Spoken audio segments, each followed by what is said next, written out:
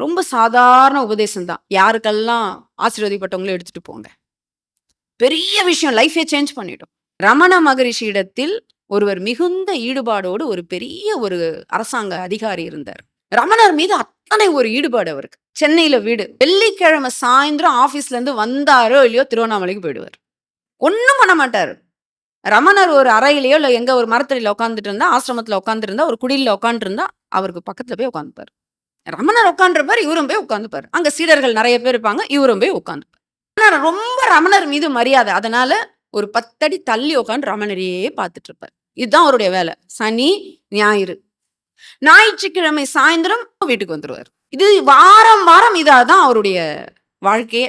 அப்போ ஒரு நாள் இதே போல அவர் அப்படி ரமணர் முன்னாடி அப்படியே உட்கார்ந்து ரமணரையே பார்த்துட்டு இருக்காரு. 10 அடி தூரம் ரமணரையே பார்த்துட்டு இருக்காரு. நல்லா கிளீனா ரமணர் தெரியிறார். ரமணர் நல்லா தெரியிறார். ஒரு 4, 5 சீடர்கள் தான் இருக்காங்க. ரமணர் அப்படியே ஆழ்ந்த தியானத்துல இருக்காரு. இல்ல சீடர்கள்ட்ட பேசிட்டு இருக்காரு. திடீர்னு பாத்தீங்கன்னா ஒரு 2 பஸ் வருது. கூட்டமா ஒரு 100 பேர் வராங்க ரமணரை பார்க்க.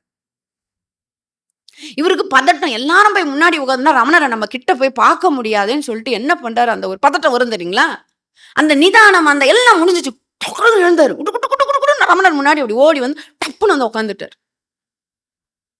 ரமணர் எல்லாத்தையும் கவனிச்சுட்டு அந்த அந்த 100 பேரும் கிளம்பின பிறகு அப்படி எங்கேயோ யாரையோ பார்த்து சொல்ற மாதிரி, எங்க இருந்தா என்ன? என்ன பண்ணா என்ன? இவ்வளவுதான் வசனம். ஒரு உபதேசம் வந்து அவர ஒரு 1000 அடி சுத்திய வச்சு டம்மு டம்மு டம்முன்னு அடிச்சு, அந்த மூளைக்குள்ள எல்லா செல்களும் மலர்ச்சி பெற்று எழுந்தாரு. அன்னைக்கு என்ன நடந்தது? அவர் எதற்காக அங்க வந்து உட்கார்ந்துட்டு இருக்காருன்னா, சென்னையில இருந்ததால அவர் தினமும் வெள்ளிக்கிழமை இரவு வருவாரு, ஞாயிற்றுக்கிழமை இரவு கிளம்பிடுவார். 2 இரவுகள் ரமணரோட இருப்பார். வேலைய விடலாமான்னு கூட அவருக்கு தோணி இருந்தது. ஆனா பெரிய அதிகாரி நல்ல பொறுப்போட அத்தனை பேருக்கு நல்லது செய்யும். அவருக்கு அவருடைய பணி சிறப்பை பாராட்டி டெல்லிக்கு அவருக்கு டிரான்ஸ்ஃபர் கொடுத்திருந்தாங்க. அவருக்கு ஒரே வருத்தம். டெல்லி போறத பத்தி இல்ல. ரமணரை பார்க்க முடியாதே. ரமணரை 2 நாள் வந்து வாரத்துல இருக்கிறது தான் அவருக்கு சந்தோஷமே.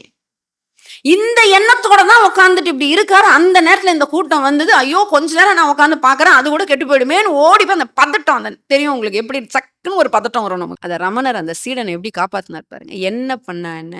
எங்க இருந்தா என்ன? அவ்வளவுதாங்க. பெரிய வெளிச்சம் பிறந்தது. நேரா போனாரு. டெல்லிக்கு மாற்றல் வாங்கிக்கிட்டாரு. அங்கிருந்தும் ரமணரையே இதைவிட கோடி மடங்கு அங்கிருந்து நினைத்து ஆற்றலை பெற்று பெரிய துறவியானார்.